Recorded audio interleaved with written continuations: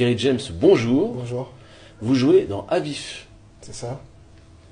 Qui est une pièce de théâtre que j'ai également écrite et qui met en scène deux élèves avocats qui arrivent en finale du concours d'éloquence qui est le concours qu'on appelle le concours de la petite conférence. Et la question qui leur est posée, sur laquelle ils doivent débattre, c'est: l'État est-il seul responsable de la situation actuelle des banlieues? Et la pièce est donc une joute verbale qui dure 1 heure entre ces deux protagonistes. Voilà.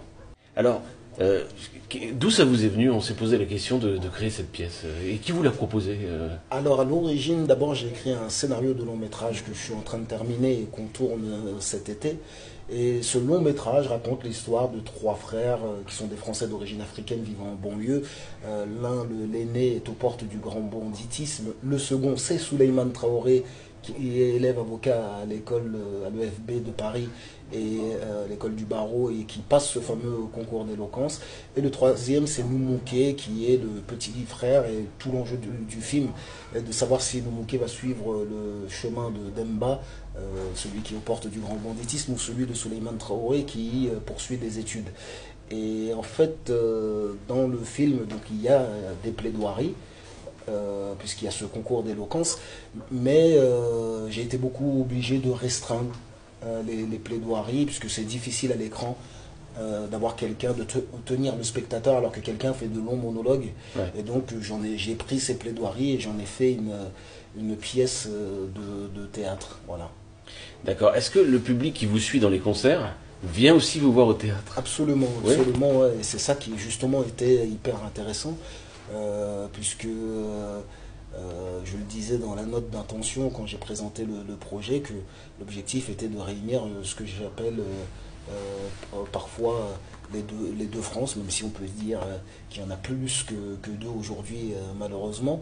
Et donc chaque soir on voit des gens qui sont des habitués du théâtre, des gens qui sont des abonnés du théâtre. Alors des fois on a des gens cheveux grisants déjà, 50, 60 ans, et puis on a ces jeunes qui viennent parce que c'est moi, et qui viennent souvent, des fois même au théâtre pour la première fois, en tout cas de leur propre, de leur plein gré.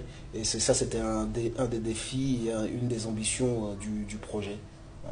Alors, vous avez fait donc évidemment beaucoup de rap, maintenant on passe au théâtre. Est-ce que c'est d'ailleurs cet endroit qui est le nouveau moyen, ou le meilleur moyen peut-être, de faire passer des messages? Alors en fait, pour quelqu'un comme moi qui a toujours eu pour objectif de construire des ponts entre les différentes France, parce que déjà quand on va dans mes concerts, il y a quand même déjà assez éclectique. Il y a vraiment, on peut dire, allez... de 18 à 50 ans, des gens de 18 à 50 ans d'origine sociale différente.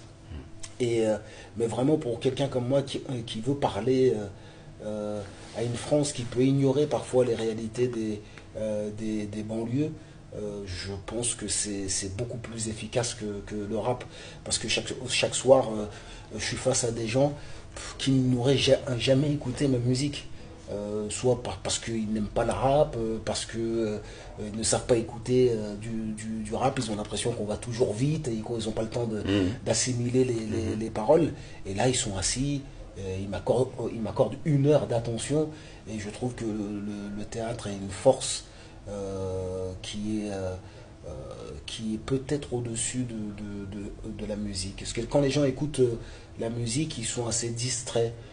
Ils peuvent laisser tomber les paroles pour se concentrer uniquement sur la partition musicale. Là, les spectateurs viennent, éteignent leur portable pendant 1 heure, parfois 2 heures.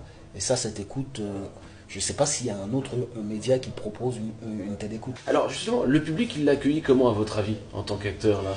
Eh ben, très sincèrement, la pièce est un succès. Elle a été prolongée même au Théâtre du Roi. Ouais, elle a été prolongée. On a déjà joué 3 semaines en janvier, on reprend 3 semaines en septembre. Puis après, on a une énorme tournée pour l'instant, entre 60 et 80 dates. Donc c'est un véritable succès. On est souvent complet. Pour moi, c'était un risque, c'était dangereux, parce que c'était la première fois que je jouais vraiment